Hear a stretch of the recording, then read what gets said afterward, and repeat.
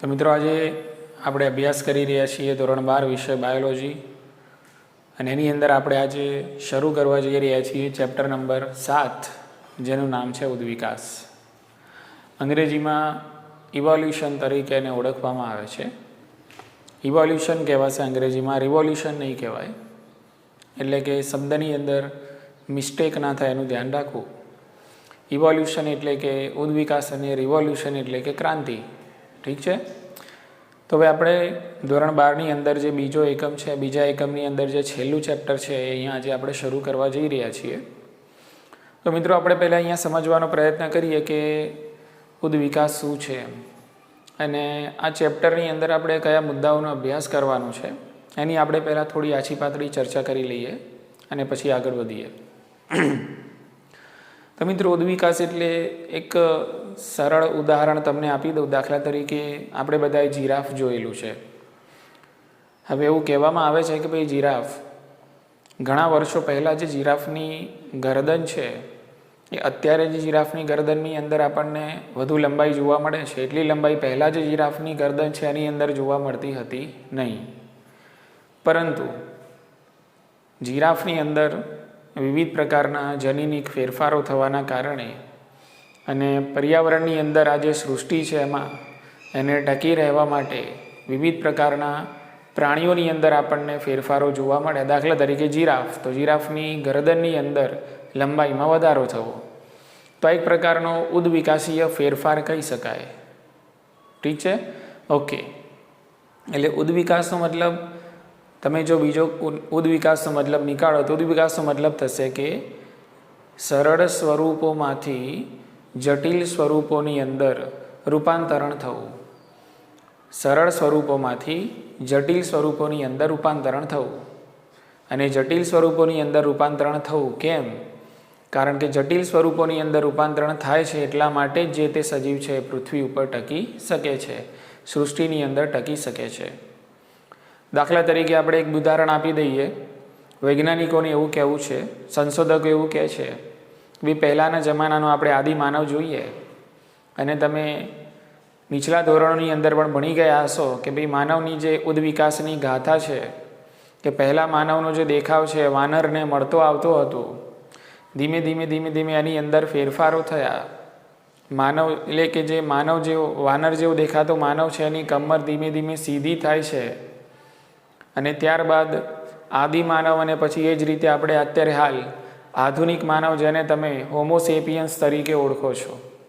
તો આપણા સ્વરૂપની અંદર પણ શું થાય છે? ફેરફારો થયા છે લાખો વર્ષોની પ્રક્રિયાના કારણે. તો આ એક જે તમને સ્વરૂપમાં ફેરફાર દેખાઈ રહ્યો છે એ ઉદ્વિકાસ જ છે. દાખલા તરીકે હું તમને વનસ્પતિનું ઉદાહરણ આપું કે ભાઈ વનસ્પતિ, તો વનસ્પતિમાં આપણે ધોરણ 11ની અંદર ભણી ગયા છીએ કે વનસ્પતિની અંદર આપણને એકાંગી વનસ્પતિ એટલે કે લીલ જેવી વનસ્પતિ પણ જોવા મળે છે. સહેજ આગળ આપણે જઈએ તો આપણને દ્વિઅંગી વનસ્પતિ જોવા મળે છે. એનાથી જોડો સહેજ આગળ જઈશું તો આપણને ત્રિઅંગી વનસ્પતિ જોવા મળે છે. હવે ત્રિઅંગી વનસ્પતિમાં આપણને વાહક પેશીઓ જોવા મળે છે જે તમને દ્વિઅંગી અને એકાંગીમાં જોવા મળતી નથી. ત્રિઅંગીથી આપણે આગળ જઈએ છીએ તો આપણને અનાવૃત બીજધારી વનસ્પતિ જોવા મળે છે. એના પહેલાંની જે વનસ્પતિ ત્રિઅંગી છે એની અંદર તમને બીજ જોવા મળતા નથી. એ જ રીતે થોડા તમે આગળ જશો એટલે તમને આવૃત બીજધારી ઉચ્ચ કક્ષાની વનસ્પતિઓ પણ જોવા મળે છે જેની અંદર તમને બીજાશયના આવરણથી ઢંકાયેલા જોવા મળે છે. તો આ શું છે મિત્રો? વનસ્પતિના સરળ સ્વરૂપો એકાંગી, દ્વિઅંગી, ત્રિઅંગી, અનાવૃત બીજધારી અને આવૃત બીજધારી. તો આ જે આખી વનસ્પતિની અંદર જે ફેરફારો, જે ચેન્જીસ થાય છે એ પણ એક પ્રકારનો ઉદ્વિકાસ જ છે. બરાબર? એટલે કે તમને નીચલી કક્ષાની વનસ્પતિથી લઈને કે ઉચ્ચ કક્ષાની વનસ્પતિમાં કઈ રીતે ફેરફારો થયા બધા, તો આ જે ફેરફારોની જે ઘટના છે એને જ ઉદ્વિકાસ કહેવાય છે. ઠીક છે, ઓકે. તો આઈ હોપ છો કે તમે ઉદ્વિકાસ શું છે એ સમજી ગયા હશો. બરાબર? એટલે કે સરળ સ્વરૂપોમાંથી જટિલ સ્વરૂપોમાં થતું એક પ્રકારનું રૂપાંતરણ, એક પ્રકારનું અનુકૂલિત પરિવર્તન. બરાબર? તો એને તમે ઉદ્વિકાસ કહી શકો છો. પરંતુ બુકમાં જે પ્રમાણે ઉદ્વિકાસની વ્યાખ્યા આપેલી છે એ પ્રમાણે અહીંયા આપણે લખવાનો પ્રયત્ન કરીશું. બરાબર કે એટલે અહીંયા આપણે લખીએ છીએ કે ઉદ્વિકાસ એટલે શું? તો ઉદ્વિકાસીય જીવ વિજ્ઞાન, ઉદ્વિકાસીય જીવ વિજ્ઞાન હવે જીવ વિજ્ઞાન એટલે આપણે કહીએ છીએ બાયોલોજી, પણ આ જે જીવ વિજ્ઞાન છે કેવું અહીંયા ભણવાનું છે આપણે ઉદ્વિકાસીય જીવ વિજ્ઞાન. તો ઉદ્વિકાસીય જીવ વિજ્ઞાન શું છે? બરાબર. તો ઉદ્વિકાસીય જીવ વિજ્ઞાન એટલે કે જે જીવ સ્વરૂપો છે. હવે જીવ સ્વરૂપો એટલે શું? તો જીવ સ્વરૂપો એટલે બધા સજીવો, જે પણ આપણી આસપાસ આપણને જે સજીવો જોવા મળે છે, અથવા તો પૃથ્વી ઉપર પહેલાં જે સજીવો હતા અને અત્યારે જે સજીવો છે, બરાબર, બધા જ પ્રકારના જીવ સ્વરૂપો, બરાબર કે તે બધા પ્રકારના જીવ સ્વરૂપોનો પૃથ્વી પરનો ઇતિહાસનો અભ્યાસ, પૃથ્વી પરનો ઇતિહાસનો અભ્યાસ, બરાબર. તો આ થઈ ગઈ ઉદ્વિકાસની વ્યાખ્યા સરળ શબ્દોમાં, કે ઉદ્વિકાસીય જીવ વિજ્ઞાન એટલે કે પૃથ્વી પર તમને જે જીવ સ્વરૂપો જોવા મળે છે એ જીવ સ્વરૂપોનો શું ઇતિહાસ છે, બરાબર. ઓકે, એ ઇતિહાસનો જે અભ્યાસ છે એને જ ઉદ્વિકાસ કહેવાય છે. કે ભાઈ સૌ પ્રથમ જીવ સ્વરૂપ પૃથ્વી ઉપર આપણને કેટલા વર્ષો પહેલાં જોવા મળ્યું, એની અંદર કયા કયા પ્રકારના ફેરફારો થયા. સૌ પ્રથમ જે જીવ સ્વરૂપ જોવા મળ્યું હતું એ કોષીય હતું કે અકોષીય હતું, એક કોષીય હતું કે બહુકોષીય હતું. બહુકોષીય હતું તો એમાં સૌ પ્રથમ કયા સજીવો જોવા મળે છે, બરાબર કે ભાઈ પહેલાં વનસ્પતિ આવે છે કે પહેલાં પ્રાણીઓ આવે છે? વનસ્પતિ આવે છે તો એમાં સૌ પ્રથમ કઈ વનસ્પતિ આપણને પૃથ્વી ઉપર જોવા મળી હશે, અને અત્યારે હાલ આટલી વિશાળ કક્ષાની ઉચ્ચ કક્ષાની વનસ્પતિઓ કઈ રીતે પેદા થઈ હશે? આટલા બધા પ્રાણીઓ આપણને કુદરતની અંદર જોવા મળે છે તો સૌ પ્રથમ છે કયું પ્રાણી અસ્તિત્વમાં આવ્યું હશે? તો આ બધો જે ઇતિહાસ છે, બરાબર, આ ઇતિહાસનો પૃથ્વી પર જે પણ જીવ સ્વરૂપ આપણને જોવા મળે છે, જીવ સ્વરૂપોના ઇતિહાસનો જે અભ્યાસ છે એને આપણે ઉદ્વિકાસ તરીકે ઓળખીએ છીએ. ઠીક છે? ઓકે, ચલો વધીએ આગળ. હવે તો વાસ્તવિકતાની અંદર ઉદ્વિકાસ એટલે શું? તો ઉદ્વિકાસ મિત્રો કોઈ એક દિવસની, 2 દિવસની, એક અઠવાડિયા, મહિનાની પ્રક્રિયા નથી હોતી. કોઈ પણ જીવની અંદર ઉદ્વિકાસ થતાં લાખો વર્ષો લાગતા હોય છે. ઠીક છે? તો આપણે પણ અહીંયા પૃથ્વી પર આપણા પહેલાંના સમયની અંદર અત્યારે હાલ હાજર છીએ અને અત્યારે આપણા પછી પણ ઘણા બધા ચેન્જીસ આપણને જોવા મળશે. તો લાખો વર્ષોની અંદર આપણે પૃથ્વી ઉપર વનસ્પતિઓ અને પ્રાણીઓની અંદર ફેરફારો જોવા મળે છે, બરાબર કે? તો અહીંયા આપણે લખીશું તો લાખો વર્ષોમાં પૃથ્વી પર વનસ્પતિ અને પ્રાણીઓમાં થતા ફેરફારો, જે હમણાં જ મેં તમને વાત કરી, બરાબર કે ભાઈ આ બધા ફેરફારો વનસ્પતિ અને પ્રાણીઓની અંદર થાય છે. અને અલગ અલગ પ્રકારની વનસ્પતિ અને પ્રાણીઓ છે કે જે જાતિઓ પહેલાં જોવા મળતી હતી અત્યારે જોવા મળતી નથી. કદાચ એવું પણ બને કે જે પૂર્વ જાતિઓ આપણને પહેલાં જોવા મળતી હતી એ જાતિઓમાંથી જ આ નવી જાતિઓ પેદા થઈ હોઈ શકે છે. તો આ પણ એક પ્રકારનો શું છે? ઉદ્વિકાસ જ છે, બરાબર. પણ આ ઉદ્વિકાસ થતાં 1-2 દિવસ નહીં પણ લાખો વર્ષો લાગી જતા હોય છે. એટલે લાખો વર્ષોમાં પૃથ્વી પર વનસ્પતિઓ અને પ્રાણીઓમાં આપણને શું જોવા મળે છે? ફેરફારો જોવા મળે છે, બરાબર. અને આ જે ફેરફારોને સમજવા માટે આપણી જોડે જે નોલેજ, આપણી જોડે જે જ્ઞાન હોવું જોઈએ એ છે કે ભાઈ જીવની ઉત્પત્તિ, બરાબર ને? કે ભાઈ જીવની ઉત્પત્તિ કઈ રીતે થઈ હશે? તો લાખો વર્ષોમાં પૃથ્વી પર વનસ્પતિ અને પ્રાણીઓમાં થતા ફેરફારોને સમજવા માટે જીવની ઉત્પત્તિનો અભ્યાસ જરૂરી છે. હવે મિત્રો આપણને આ જીવ ક્યાં જોવા મળે છે? તો શરૂઆતથી ચાલુ કરીએ તો મિત્રો અહીંયા આપણને જીવ પૃથ્વી ઉપર જોવા મળે છે. એનાથી થોડા આગળ આપણે ઉપર જઈશું તો આપણને આપણી આસપાસ આકાશની અંદર તારાઓ જોવા મળે છે.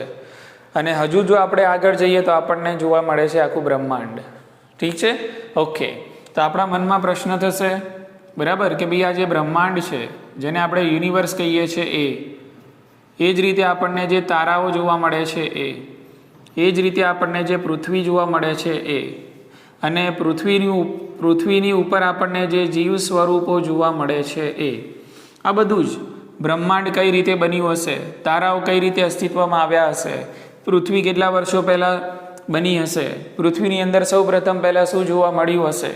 પૃથ્વી ઉપર નભતા જે જીવ સ્વરૂપો છે એ જીવ સ્વરૂપોમાં પહેલું સ્વરૂપ કયું આવ્યું હશે? કઈ રીતે પેદા થયું હશે? બરાબર, ઓકે. તો આ બધો જ અભ્યાસ કે ભાઈ બ્રહ્માંડ છે એનો વિકાસ કઈ રીતે થયો હશે? તો એ થશે બ્રહ્માંડનો ઉદ્વિકાસ.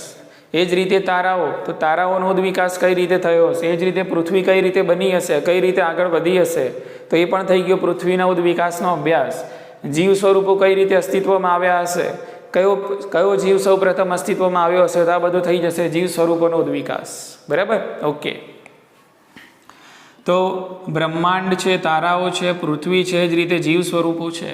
બરાબર, તો આ બધાને સમજવા માટે ઘણા બધા વૈજ્ઞાનિકોએ પોતાના પ્રયત્નો કરેલા છે. બરાબર, અને લોકોએ ઘણા બધા અનુમાન પણ લગાવેલા છે અને કલ્પનાઓ પણ કરેલી છે. બરાબર, કેટલાક લોકોએ પ્રયોગો ઉપરથી સાબિત પણ કરેલું છે કે ભાઈ આવી પ્રક્રિયાઓ દ્વારા આપણને બ્રહ્માંડ, તારાઓ, પૃથ્વી અને જીવ સ્વરૂપોની અંદર વિવિધ પ્રકારના ઉદ્વિકાસ આપણને જોવા મળે છે. તો મિત્રો, આપણે આ ચેપ્ટરની અંદર મેઇન ફોકસ શું છે આપણું? તો આ ચેપ્ટરની અંદર આપણે ભણવાનું છે કે ભાઈ બ્રહ્માંડનો ઉદ્વિકાસ કઈ રીતે થયો છે, તારાઓ, પૃથ્વી અને પૃથ્વી પર નભતા જે સજીવો છે, જીવ સ્વરૂપો છે, એ જીવ સ્વરૂપો છે એની ઉત્પત્તિ કઈ રીતે થઈ હશે, એની જે ઉદ્વિકાસ કઈ રીતે થયો હશે, તો એના વિશે આપણે અહીંયા ભણવાનું છે. તો બધાના સેન્ટરમાં આપણે લખીએ છીએ અહીંયા ઉદ્વિકાસ. બરાબર, ઓકે. તો આ બધું કઈ રીતે અસ્તિત્વમાં આવ્યું હશે? આ લાખો અને કરોડો જે અબજો વર્ષો છે, અબજો વર્ષોની પ્રક્રિયા દરમિયાન આ બધું કઈ રીતે અસ્તિત્વમાં આવ્યું હશે, એ અભ્યાસ આપણે અહીંયા કરવાનો છે મિત્રો. ઠીક છે, ઓકે. હવે આપણે આની અંદર તમારી બુકની અંદર એક મુદ્દો આપેલો છે જેનાથી આ ચેપ્ટરની શરૂઆત કરેલી છે, તો એના તરફ આપણે પ્રયાણ કરવાનું શરૂ કરીએ. બરાબર, ઓકે. તો હવેનો આપણો જે મુદ્દો છે મિત્રો એ છે જીવની ઉત્પત્તિ, ઓરિજિન ઓફ લાઈફ. બરાબર, અહીંયા લખું છું જીવની ઉત્પત્તિ, અને કહીશું આપણે ઓરિજિન ઓફ લાઈફ. ઓકે. તો આ મુદ્દાની અંદર આપણે સમજવાનો પ્રયત્ન કરવાનો છે કે જીવની ઉત્પત્તિ પૃથ્વી ઉપર કઈ રીતે થઈ હશે. ઓકે. તો શરૂઆતમાં મિત્રો તમને અહીંયા એ સમજાવવાનો પ્રયત્ન કરેલો છે, થોડી કાચી પાતળી વાર્તા તમને અહીંયા શરૂઆતની અંદર કીધેલી છે આ મુદ્દો સમજાવવા માટે. દાખલા તરીકે આપણે જોઈએ કે ભાઈ ખુલ્લા આકાશની અંદર આપણે નજર દોડાવીએ તો આપણને ઉપર બહુ સરસ મજાના તારાઓ જોવા મળે છે.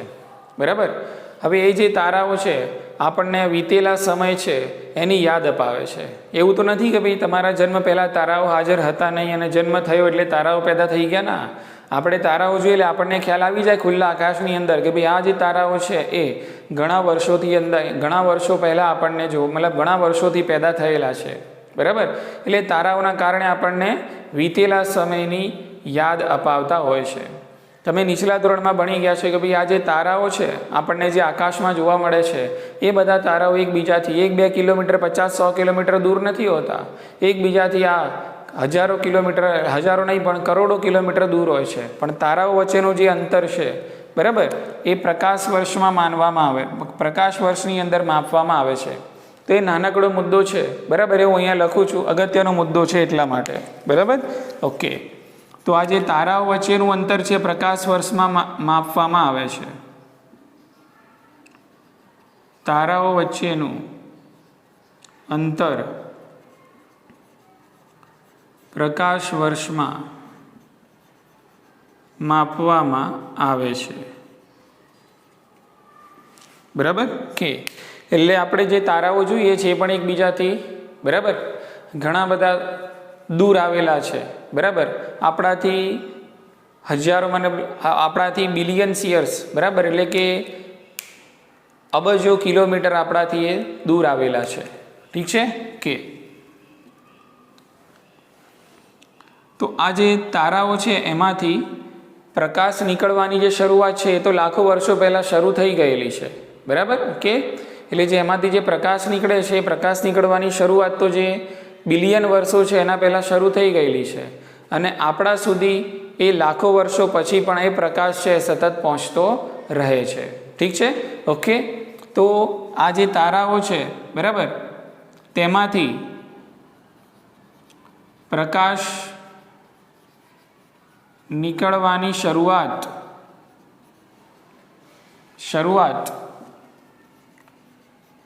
વર્ષો પહેલા થઈ ચૂકી છે, બરાબર। અને એ પ્રકાશ આપણા સુધી પહોંચે છે। દાખલા તરીકે આપણે વાત કરીએ કે ભાઈ સૂર્ય, બરાબર। તો એ જે સૂર્ય છે એ સૂર્યમાંથી કરોડો વર્ષો પહેલાં છે એ પ્રકાશ નીકળતો હશે, બરાબર કે, અને અત્યારે પણ નીકળે છે અને ભવિષ્યમાં પણ નીકળતો જશે, બરાબર। તો એ જે પ્રકાશ અંતર કાપે છે તો ભાઈ પૃથ્વીથી સૂર્ય પણ કેટલો, હા, તો પૃથ્વીથી સૂર્ય પણ, સૂર્ય વચ્ચેનું જે અંતર છે એ પણ પ્રકાશ વર્ષની અંદર માપવામાં આવે છે, બરાબર। એટલે કહેવાનો મતલબ એ છે કે આ બધી વસ્તુઓ આપણને જે જોવા મળે છે એકબીજાથી અબજો કિલોમીટરની દૂરી પર આવેલી હોય છે, તેમ છતાં પણ એ જે તારાઓ એટલે કે જે સૂર્ય છે એની સામે આપણે નજર દોડાવીએ, બરાબર, તેમાંથી નીકળતો પ્રકાશ એ અબજો કિલોમીટરનું અંતર કાપીને પણ તમારા સુધી પહોંચે છે, ઠીક છે, ઓકે। તો અહીંયા આપણે એક નાનકડો મુદ્દો લખીએ, તેમાંથી પ્રકાશ નીકળવાની શરૂઆત વર્ષો પહેલાં થઈ ચૂકી છે, બરાબર। અને ત્યારબાદ આપણા સુધી પ્રકાશ પહોંચે છે, બરાબર કે। એટલે અહીંયા મુદ્દાની અંદર આપણને સમજાવવાનો પ્રયત્ન કરેલો છે કે આપણે જ્યારે તારાઓને જોઈએ છે ત્યારે આપણને વીતેલા સમયની યાદ આવે છે, વીતેલા સમયની ઝાંખી થાય છે કે જે આપણાથી અબજો કિલોમીટર દૂર છે, બરાબર, ઓકે। અને દૂર હોવા છતાં પણ એની અંદરથી એમનો જે પ્રકાશ છે એ આપણા સુધી અત્યારે હાલ પહોંચી રહ્યો છે, ઠીક છે, ઓકે। એ જ રીતે સમજી લો કે આપણી આસપાસની કોઈ વસ્તુ, આપણી આસપાસ આપણે નજર દોડાવીએ તો આપણી આસપાસ જે આપણને દ્રશ્યમાન વસ્તુઓ થાય છે આપણને તરત જ દેખાય છે, કારણ કે એ બધી વસ્તુઓ વર્તમાનની અંદર પેદા થઈ છે એટલા માટે, ઠીક છે, ઓકે। એટલે કહેવાનો મતલબ એ છે કે આપણી આસપાસ જે આપણે વસ્તુઓ જોઈએ છે વર્તમાનમાં પેદા થયેલી છે, બરાબર। જ્યારે આપણે તારાઓ તરફ નજર દોડાવીએ છીએ તારાઓ આપણને ઘણા વર્ષો પહેલાં પેદા થયેલા એટલે કે જે વીતેલા સમય છે એની આપણને ઝાંખી આપે છે, ઠીક છે, ઓકે। હવે મિત્રો આની અંદર આપણે હવે અભ્યાસ કરવાનો છે। આ તો એક ઇન્ટ્રોડક્ટરી મુદ્દો હતો, બરાબર, જો કે તમને આ જીવની ઉત્પત્તિ છે એના વિશે થોડો ઘણો ખ્યાલ આપે છે। હવે આપણે જે આનો જે કોર મુદ્દો, એનો જે મેઇન મુદ્દો છે એના તરફ પ્રયાણ કરીએ છીએ, ઠીક છે, ઓકે। હવે આની અંદર આપણે અભ્યાસ કરવાનો છે કે ભાઈ બ્રહ્માંડની ઉત્પત્તિ કઈ રીતે થાય છે, ઠીક છે, ઓકે। તો અહીંયા આપણે વાત કરીએ કે ભાઈ બ્રહ્માંડ,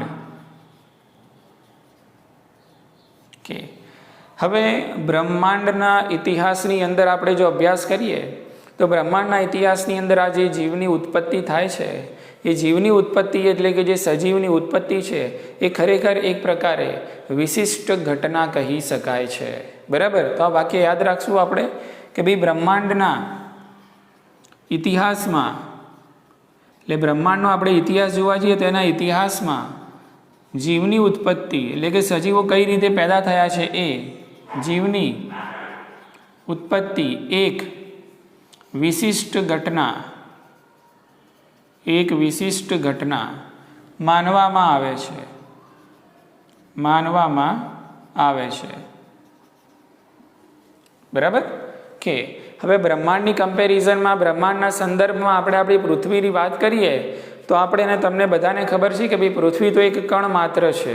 બ્રહ્માંડની યુનિવર્સની સરખામણીમાં પૃથ્વીની આપણે કલ્પના કરીએ, પૃથ્વીને કમ્પેર કરીએ તો બ્રહ્માંડની સરખામણીમાં તો પૃથ્વી આપણી એક કણ માત્ર છે, બરાબર કે।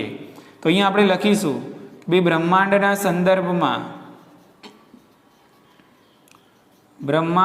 સંદર્ભમાં પૃથ્વી તો એક કણ માત્ર છે, બરાબર।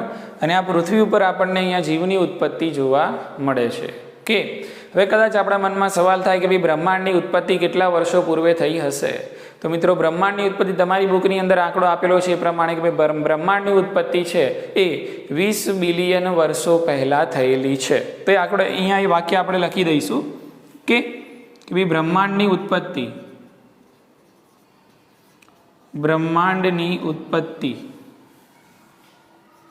20 બિલિયન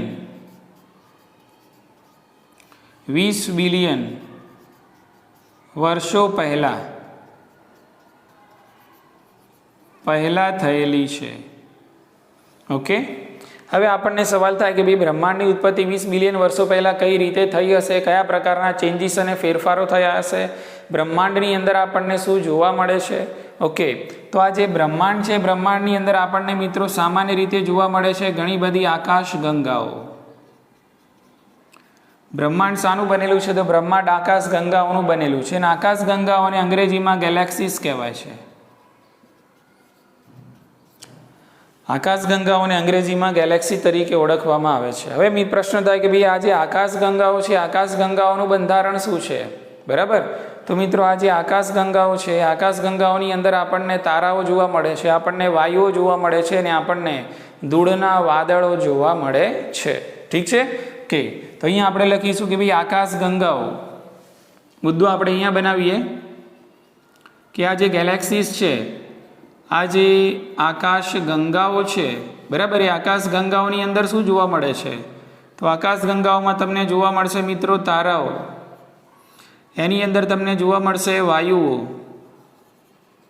અને એ જ રીતે આકાશ ગંગામાં આપણને જોવા મળશે ધૂળના વાદળો. ધૂળના વાદળો.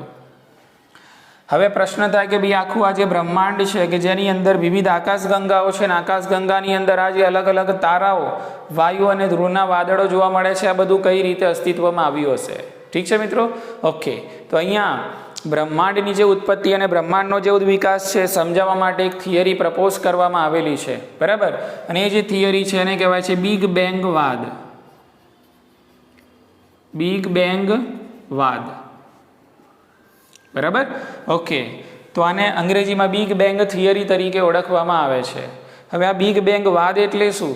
બરાબર, બિગ બેંગ થિયરી એટલે શું? તો આ બિગ બેંગ થિયરી દ્વારા શું સમજાવવામાં આવે છે પહેલાં યાદ રાખશું. તો બિગ બેંગ વાદ દ્વારા આપણને બ્રહ્માંડની ઉત્પત્તિ સમજાવવાનો પ્રયત્ન કરવામાં આવેલો છે. બ્રહ્માંડની ઉત્પત્તિ સમજાવવામાં આવે છે. ઓકે, બિગ બેંગ વાદ શું કહેવા માંગે છે? તો આ થિયરી પ્રમાણે એવું કહેવા માંગે છે કે ભાઈ એક પ્રકારનો આ અકલ્પનીય પ્રચંડ ભૌતિક વિસ્ફોટ છે. બરાબર, દાખલા તરીકે આપણે ફટાકડો, ઓકે, તો એ જે ફટાકડો છે કેવી રીતે ફૂટે છે? બરાબર, એટલે કે એક્ઝેક્ટલી એવી જ રીતે એવો કોઈ મોટો બ્લાસ્ટ થયો હશે કે જેના કારણે આખું બ્રહ્માંડ છે વિસ્તર્યું હશે. આ થિયરીનો કહેવાનો મતલબ એ છે. તો બિગ બેંગ વાદ થિયરી, મતલબ બિગ બેંગ જે થિયરી છે એના મત મુજબ, ઓકે, આ એક પ્રકારનો એટલે કે બ્રહ્માંડની ઉત્પત્તિ વિસ્ફોટના કારણે થઈ છે એવું કહેવા માંગે છે. બરાબર, તો આ એક પ્રકારનો પ્રચંડ અકલ્પનીય કે જેની કલ્પના પણ ન કરી શકાય એવો બહુ જબરજસ્ત પ્રચંડ અકલ્પનીય ભૌતિક વિસ્ફોટ છે. હા, બરાબર, કે હવે આ ભૌતિક વિસ્ફોટ થાય છે. બરાબર, હવે કોઈ પણ પ્રકારનો વિસ્ફોટ થાય તેના કારણે બધી વસ્તુઓ છે છૂટી છવાઈ થઈ જાય, વિસ્તરણ થઈ જાય. ઓકે, તો એ જ રીતે અહીંયા એના કારણે બ્રહ્માંડ વિસ્તરે છે. બ્રહ્માંડનું વિસ્તરણ થાય છે. જે વખતે વિસ્ફોટ થાય એ વખતે મિત્રો આપણને ખબર છે કે ભાઈ તાપમાન વધારે હોય છે. બરાબર, હવે ધીમે ધીમે તાપમાન પણ કેવું થાય છે? ઓછું થાય છે. એટલે બ્રહ્માંડનું શરૂઆતમાં વિસ્તરણ થાય છે બ્લાસ્ટના કારણે. બરાબર, ઓકે, ત્યારબાદ તાપમાનમાં ઘટાડો થાય છે. એ જ રીતે થોડાક સમય બાદ વિવિધ પ્રકારના જે વાયુઓ છે, મતલબ વિવિધ પ્રકારના જે વાયુઓ અને પદાર્થો છે એ પેદા થાય છે. દાખલા તરીકે થોડા સમય બાદ હાઇડ્રોજન અને હિલિયમ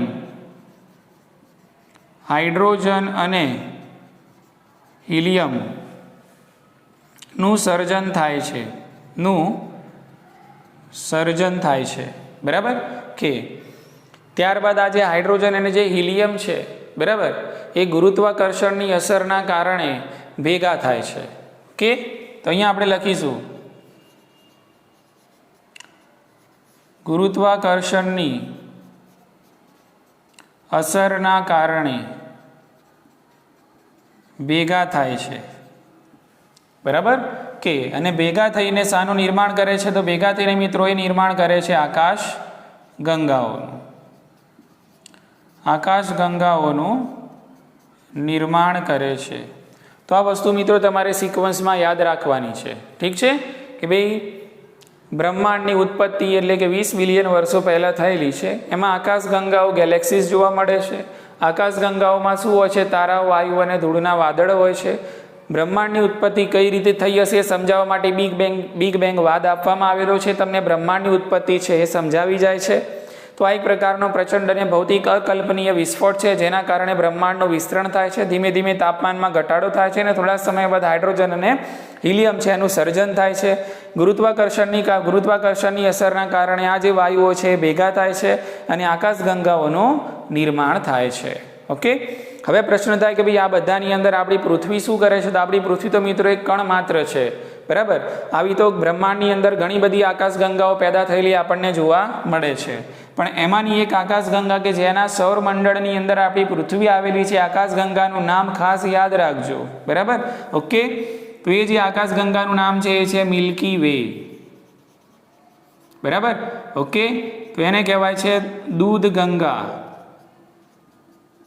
તો આ જે દૂધ ગંગા નામની જે આકાશગંગા છે, બરાબર, એ આકાશગંગા એટલે દૂધ ગંગા નામની જે આકાશગંગા છે એના મિલ્કી વે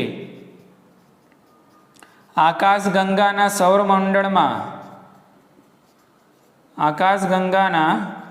સૌરમંડળની અંદર આશરે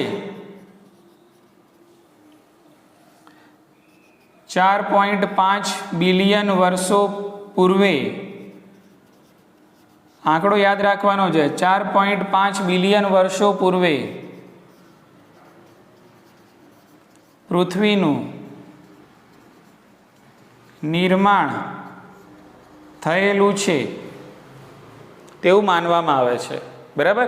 કે તો આકાશગંગાઓ તો બ્રહ્માંડમાં ઘણી બધી છે, પણ એમાંની કઈ આકાશગંગામાં આપણી પૃથ્વી જોવા મળે છે? તો મિલ્કી વે એટલે કે દૂધ ગંગા નામની જે આકાશગંગા છે એના સૌરમંડળની અંદર પૃથ્વી આપણી જોવા મળે છે. અને પૃથ્વી છે ક્યારે જન્મેલી છે? તો 4.5 બિલિયન વર્ષો પૂર્વે જન્મેલી છે એવું માનવામાં આવે છે. ઠીક છે મિત્રો. ઓકે, ચલો હવે આપણે વાત કરીએ છીએ પૃથ્વીની, તો એમાં એ તરફ આપણે આગળ વધીએ કે હવે ભાઈ પૃથ્વીનું નિર્માણ આપણને કઈ રીતે જોવા મળે છે, બરાબર. ઓકે, તો અહીંયા આપણે વાત કરીએ કે ભાઈ પૃથ્વી, તો શરૂઆતમાં આપણને જે પૃથ્વી જોવા મળતી હતી એ પૃથ્વીની અંદર વાતાવરણ ન હતું. શરૂઆતની જે પૃથ્વી હતી એની અંદર વાતાવરણ ન હતું. વાતાવરણ આપણને એની અંદર જોવા મળતું હતું નહીં, બરાબર. ઓકે, તો પછી શું જોવા મળતું હતું એની અંદર? તો એની આપણે વાત કરી લઈએ. તો શરૂઆતની અંદર તો આપણને એમાં જોવા મળતી હતી પાણીની બાષ્પ. પાણીની બાષ્પ જેને આપણે કહીએ છીએ વરાળ. બીજું શું તમને જોવા મળતું હતું? તો એની અંદર તમને જોવા મળતું હતું મિથેન. એ જ રીતે તેમાં તમને જોવા મળે છે કાર્બન ડાયોક્સાઇડ, એ જ રીતે એમોનિયા, બરાબર.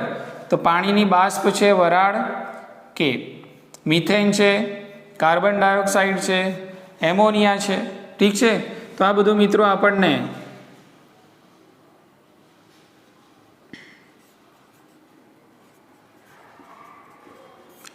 પીગળેલા સ્વરૂપોમાં મુક્ત થયેલું જોવા મળે છે, ઠીક છે. કે તો અહીંયા એક મુદ્દો યાદ રાખશું આપણે, બરાબર. કે ત્યારબાદ આપણને શું જોવા મળે છે એની અંદર? કે તો જે સૂર્ય છે, તો સૂર્યમાંથી નીકળતા યુવી કિરણોના કારણે પાણીનું વિખંડન થાય છે. પાણીનું વિખંડન થાય છે અને એ પાણીમાંથી તમને મળે છે હાઇડ્રોજન અને ઓક્સિજન, અને એ જ રીતે તમને એમાંથી મળે છે હલકો હાઇડ્રોજન વાયુ. બોલો, ખ્યાલ આવી ગયો મિત્રો? ઓકે, તો આ પ્રકારના ચેન્જીસ પૃથ્વીના નિર્માણની અંદર આપણને જોવા મળે છે, ઠીક છે. ઓકે, તો અહીંયા આપણે હવે તમને જે પૃથ્વીની અંદર જોવા મળતા હતા સમજી લો કે ભાઈ એમોનિયા છે, એ જ રીતે આ જે મિથેન છે, બરાબર. ઓકે, તો એમોનિયા અને મિથેન સાથે એમોનિયા અને મિથેન, તો એમોનિયા અને મિથેન સાથે કોણ પ્રક્રિયા કરે છે? તો એમોનિયા અને મિથેન સાથે પ્રક્રિયા કરે છે ઓક્સિજન. અને ઓક્સિજન પ્રક્રિયા કરીને શું બનાવે છે? તો ઓક્સિજન પ્રક્રિયા કરીને બનાવે છે પાણી, અને જ રીતે બનાવે છે કાર્બન ડાયોક્સાઇડ, અને જ રીતે બીજા વિવિધ સંયોજનો તમને જોવા મળે છે. વિવિધ સંયોજનો બનાવે છે. બોલો, ખ્યાલ આવી ગયો? ઓકે. તો આ એક નાનકડી ગાથા છે કે ભાઈ પૃથ્વી કઈ રીતે પેદા થઈ હશે, એની આ એક નાનકડી ગાથા છે. બરાબર? ઓકે. તો પૃથ્વીમાં પહેલાં આમ અલગ સિક્વન્સ વાઇઝ આપણે યાદ રાખવાનું છે કે ભાઈ પૃથ્વીની અંદર પહેલાં વાતાવરણ હતું નહીં. પાણીની બાષ્પ, વરાળ હતી, મિથેન હતું, કાર્બન ડાયોક્સાઇડ હતું અને એમોનિયા. તો આ બધા જે પદાર્થો છે આપણને પીગળેલા સ્વરૂપની અંદર મુક્ત સ્વરૂપમાં આપણને જોવા મળતા હતા.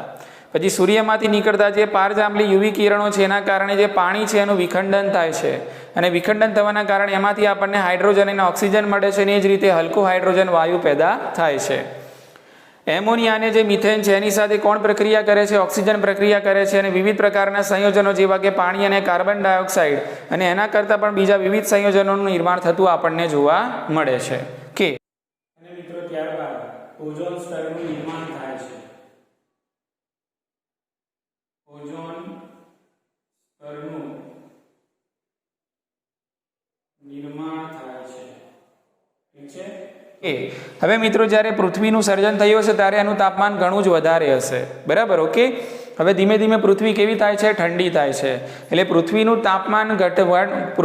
તાપમાન છે ઘટવાની સાથે શું થતું હશે? તો જે પાણીની બાષ્પ છે એ વરસાદ સ્વરૂપે પૃથ્વી ઉપર પડે છે. બરાબર?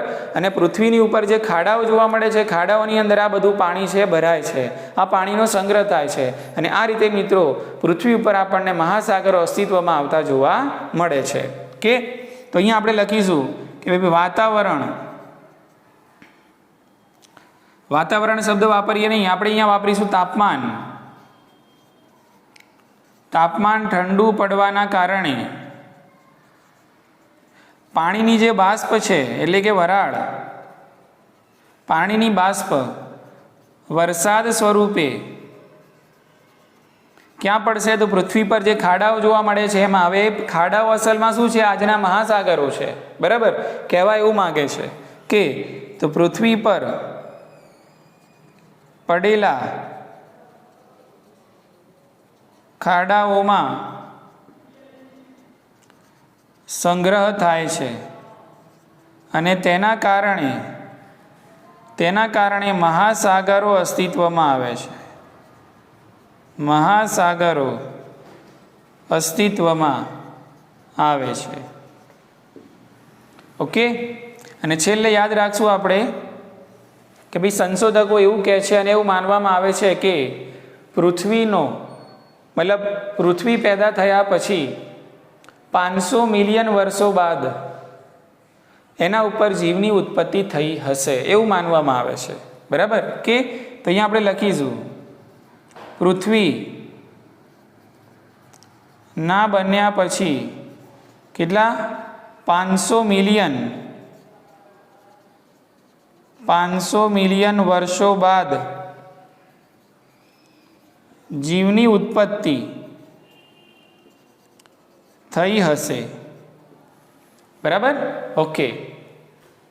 તો અહીંયા આપણે જો મિત્રો અહીંયા મુદ્દો લખ્યો કે ભાઈ બ્રહ્માંડ તો આપણને જોવા મળ્યું 20 બિલિયન વર્ષો પૂર્વે, પછી એમાં પૃથ્વીનો જન્મ ક્યારે થાય છે? તો 4.5 બિલિયન વર્ષો પૂર્વે, અને એની અંદર પણ 500 મિલિયન વર્ષો જતા રહે એના પછી પૃથ્વી પર આપણને પ્રથમ જીવની ઉત્પત્તિ છે જોવા મળે છે.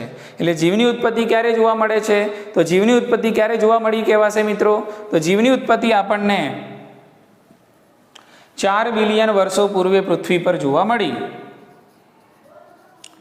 જીવની ઉત્પત્તિ 4 બિલિયન વર્ષો પૂર્વે, 4 બિલિયન વર્ષો પૂર્વે જોવા મળી.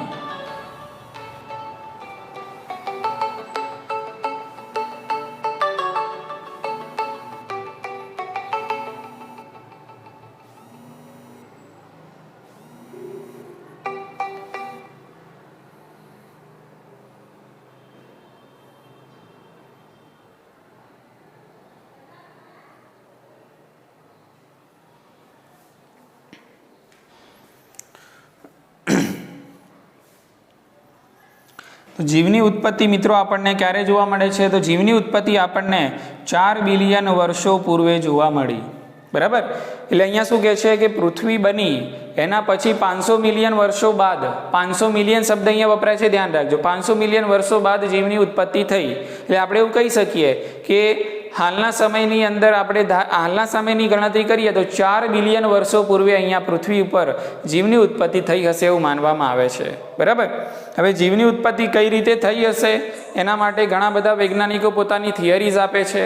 એ બધું હવે આપણે નેક્સ્ટ લેક્ચરની અંદર અભ્યાસ કરીશું. ઠીક છે મિત્રો? ઓકે.